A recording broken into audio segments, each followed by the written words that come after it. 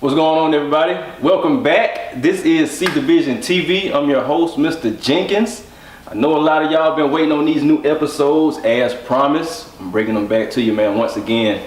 In the good life city, Albany, Georgia, Southwest Georgia, you know, working on that expansion too. And by the way, new merchandise is on the way. You know, y'all been waiting on that too. It's fall season approaching. You know, we're gonna have the hoodies, sweatshirts. I got some new hats and everything like that lined up for y'all. So y'all just be on the lookout. Y'all stay tuned for that. But See The ViZion TV, we're back. And as always, we got nothing but the best guests. And I have an awesome young lady with me this evening. She's a jokester, you know, comedian slash mom slash career lady, you know, like she got several different hats that she wears, you know, but it's all good though because she wears them well. You know, we got none other than the one and only JB Carter in the building.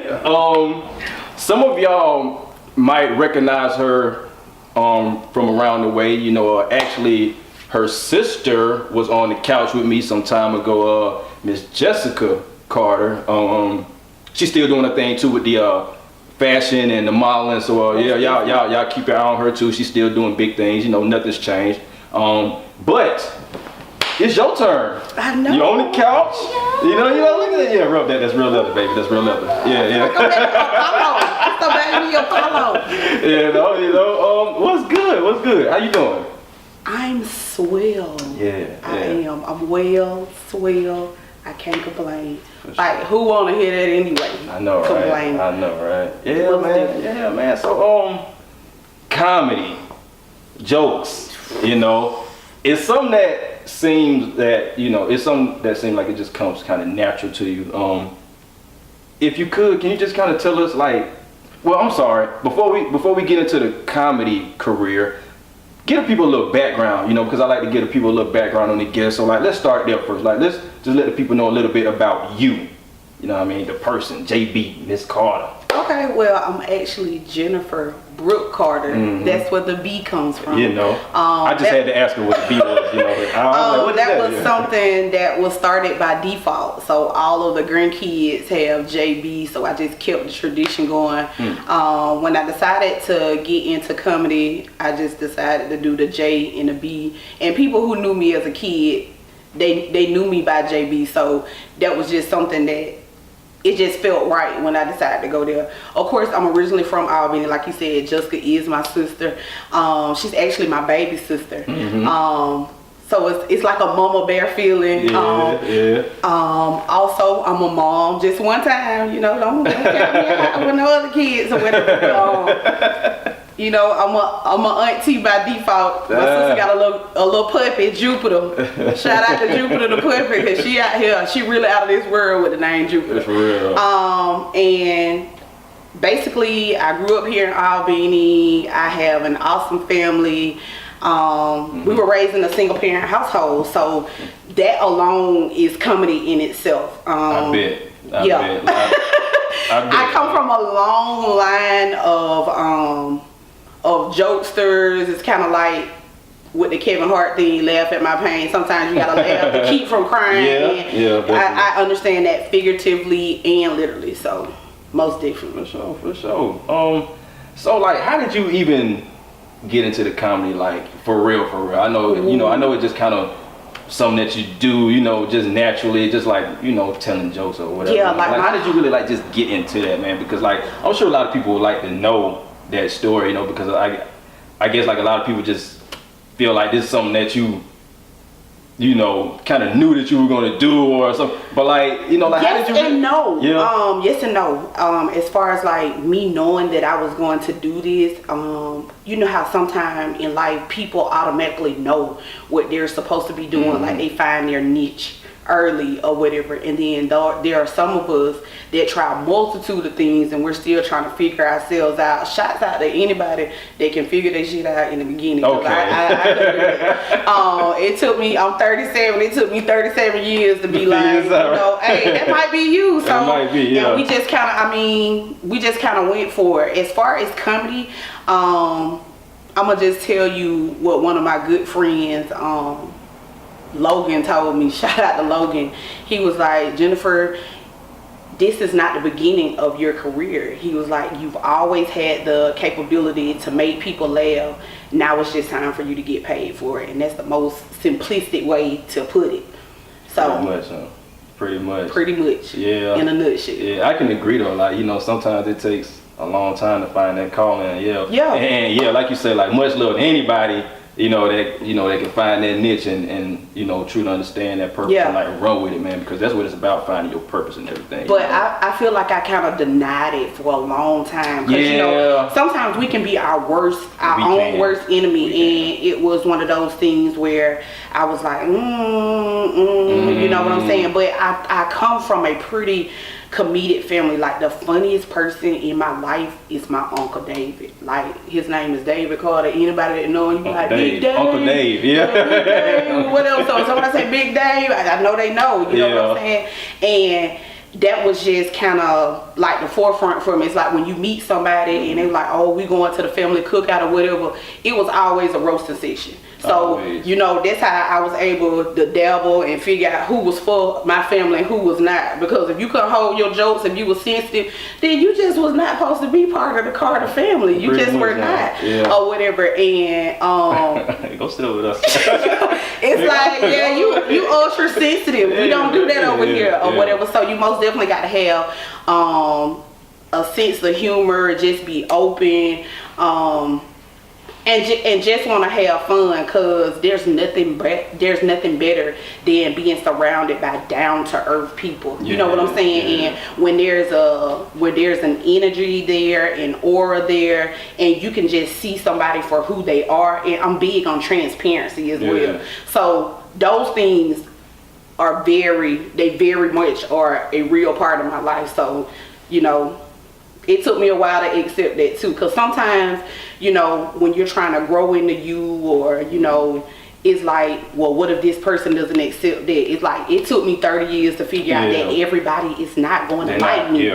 Or it took 30 years for me to figure out that everything is not going to be accepted by everyone. But I can only do me, be proud of me, and if you with it, you with it. If you not, you know, it is what it is. You know, like it pretty much is what it is. So I totally get that. Yeah, especially with doing my thing. You know, with See The ViZion and everything. You know, like, you know, a lot of people, they do support it, but, you know, every now and then I do get that vibe from, you know, people sometimes. Like, you know, like, it's kind of, you know, standoffish, and it's like, you know, what can I do though? You know, like, if you're not really feeling it, I can't do nothing about it. You know, I can only, you know, do this for the people that appreciate it, and that's where I get my, you know, gratitude from, like, from those people that really appreciate what you're doing. You know, like, but sometimes things are shunned when they're not understood as well. That too. So when someone that doesn't understand what you're trying to do, or they're not fully enthralled or fully involved in what you're trying to accomplish,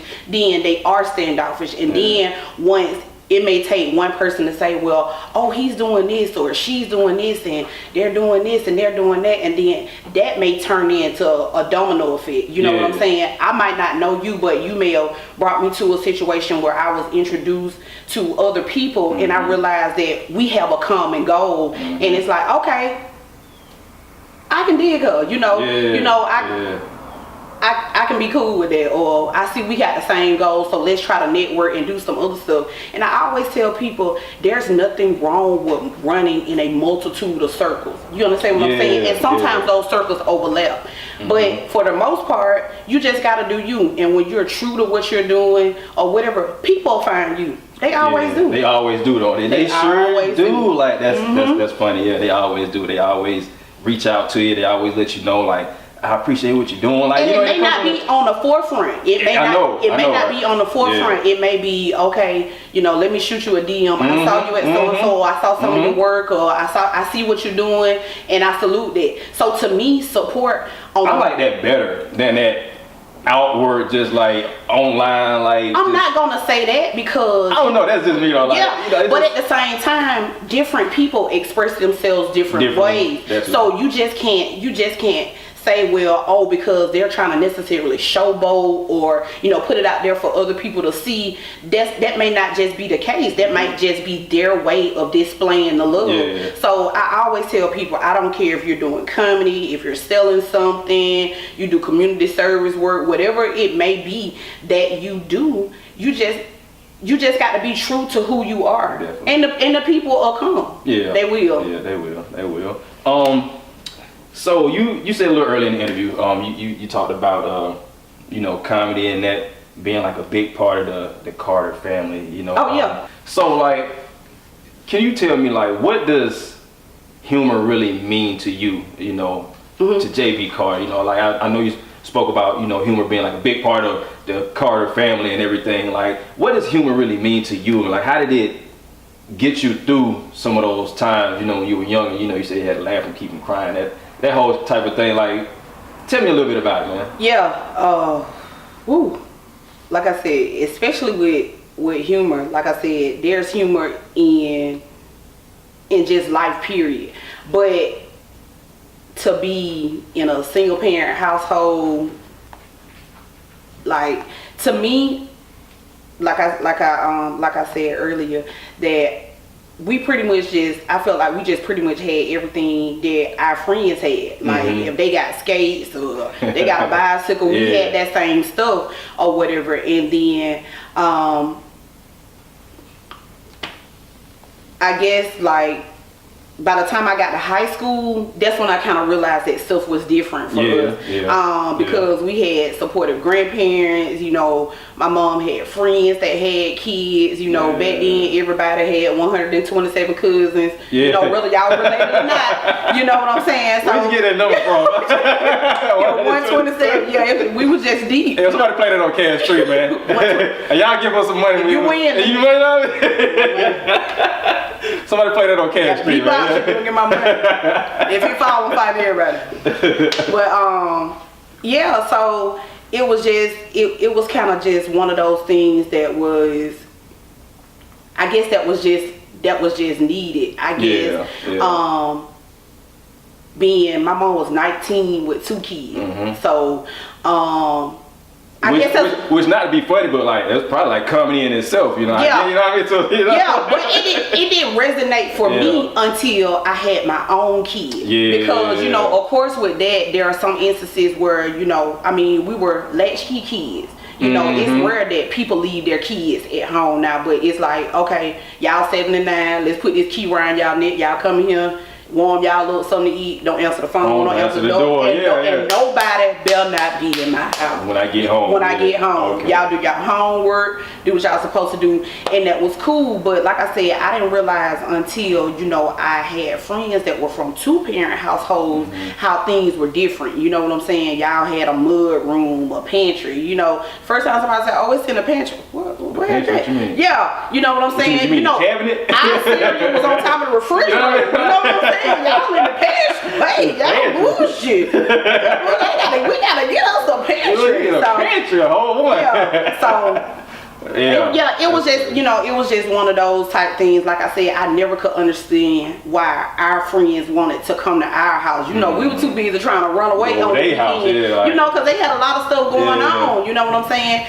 They had bigger families, so, you know, because my immediate family is very small, so it's like, you know, we on the run, we trying to go somewhere else or whatever, but everybody that always end up being the hangout spot or whatever. And over the years, you know, I can remember asking my friend, "Why y'all trying to come over here? Oh, your mama crazy, she funny." I was like, "Yeah, she crazy. I don't see the funny part," but I guess we couldn't see it because we were there. We just thought, you know, she was just on some other stuff. We ain't got time, you know. We trying to leave, man. Make sure you bring it straight so we could go ahead and do skate ring. Yeah. Back then it was putt. We could do whatever we wanted to do or whatever. And man, I don't know how she did it. Yeah.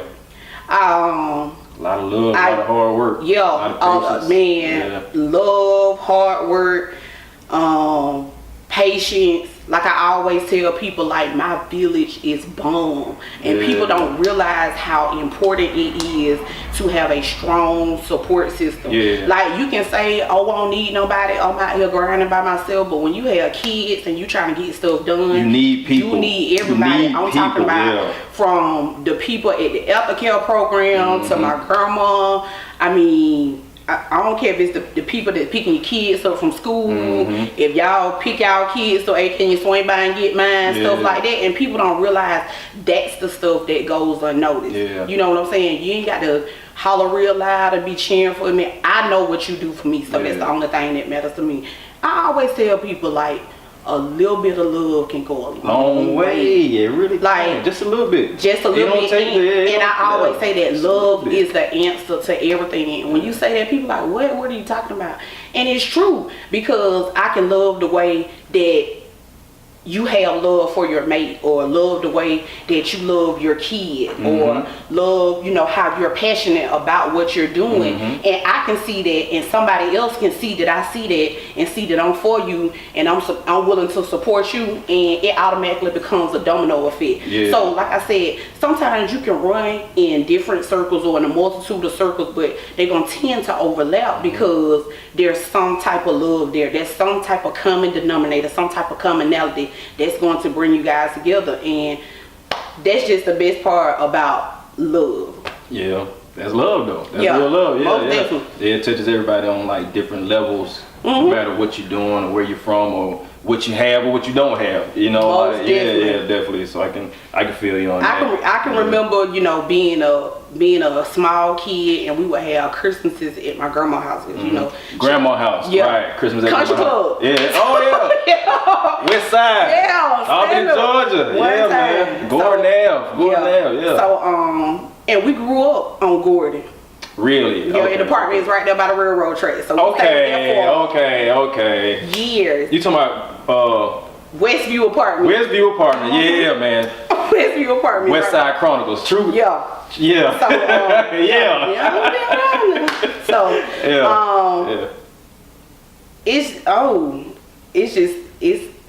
It's most definitely being different. Like you said, evolving. I mean, I can look at some stuff, you know, that happened as a kid and look back on it now, and it was like, maybe that was supposed to happen. You know what I'm saying? I wouldn't change anything about me thus far. I wouldn't either. I don't think anybody would. I think everybody likes, you know, exactly what you become, who you become, you know, how you doing things, how you moving about. It just took me a minute. To like what I was trying to become. For sure. So let's let the people know what you got going on next, man. What's going on? I know you've been doing like a string of shows. You know, here around town, around the way. You know, are you expanding soon? We going to Columbus or Atlanta or Macon or something? That's most definitely at the top of. That's most definitely at the top of my list. The support from Albany has been immense. At first, it was like, oh, she gonna tell some jokes. You know how it is. See how that's gonna go, or whatever. But I'm like, Chris, you got a little show, huh? Like, we'll check it out. It's always got to be a little show. But I don't think that people try to say that in a demeaning manner. It's just like, you know. I mean, we black people. Just little. This is what we do. That's the only answer that we know. You got a little show? Hey, little baby, you know. It's like, little man. What's up, little man? I get it. I got a little money. We can do something. They see me. I see you doing your little comedy thing. I used to get mad, but I'm like, nah, they ain't mean it like that. So it is what it is. My next show will be October the 13th. It's at Icons. Cool. Downtown Albany, Georgia. Of course, you know where it is. Y'all do y'all thing down there. Lane Voices. Open mic. Y'all come down there and check that out too.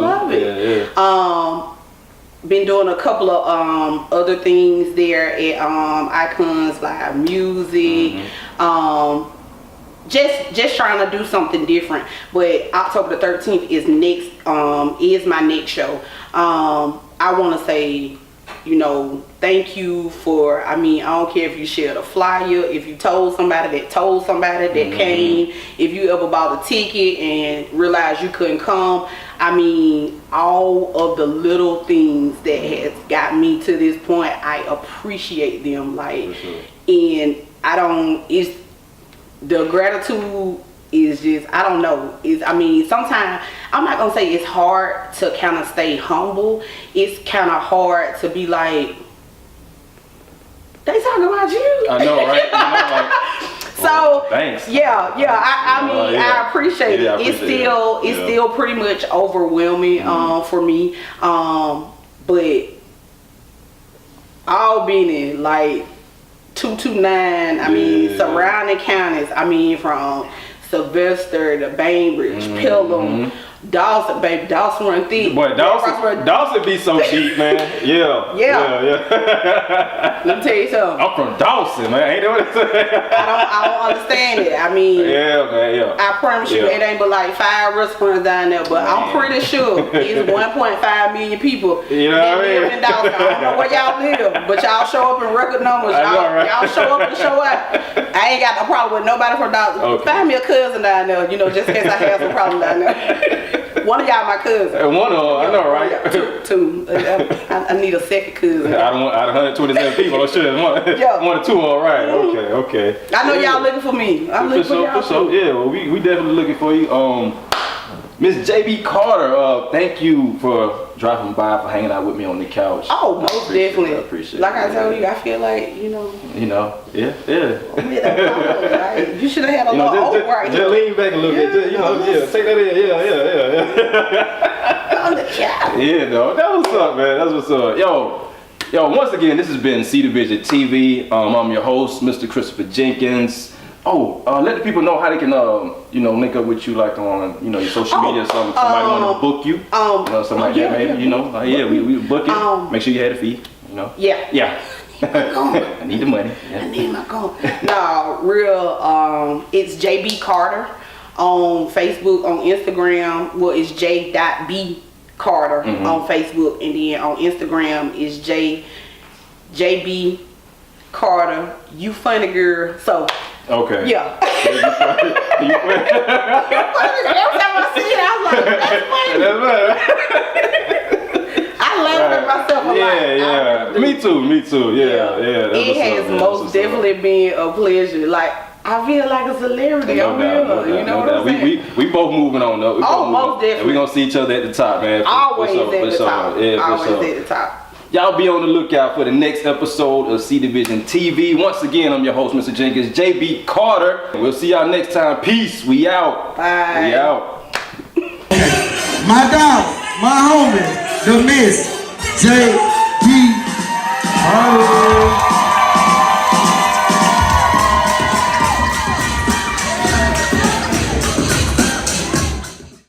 Number 2, you always got that one that he don't really want to do it, he just want to cuddle.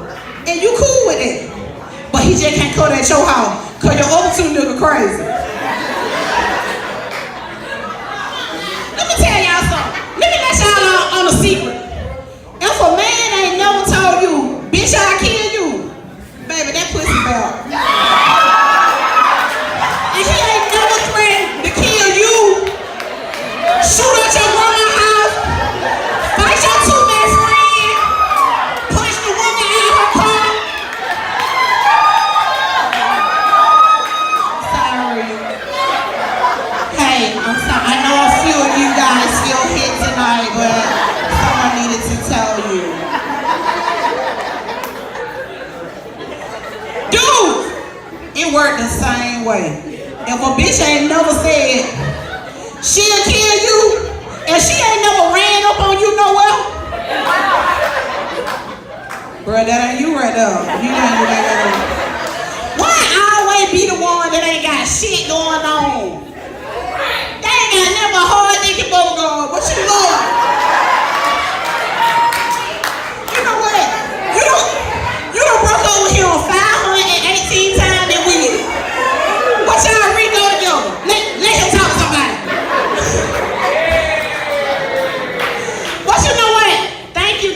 so much. It has most definitely been a pleasure.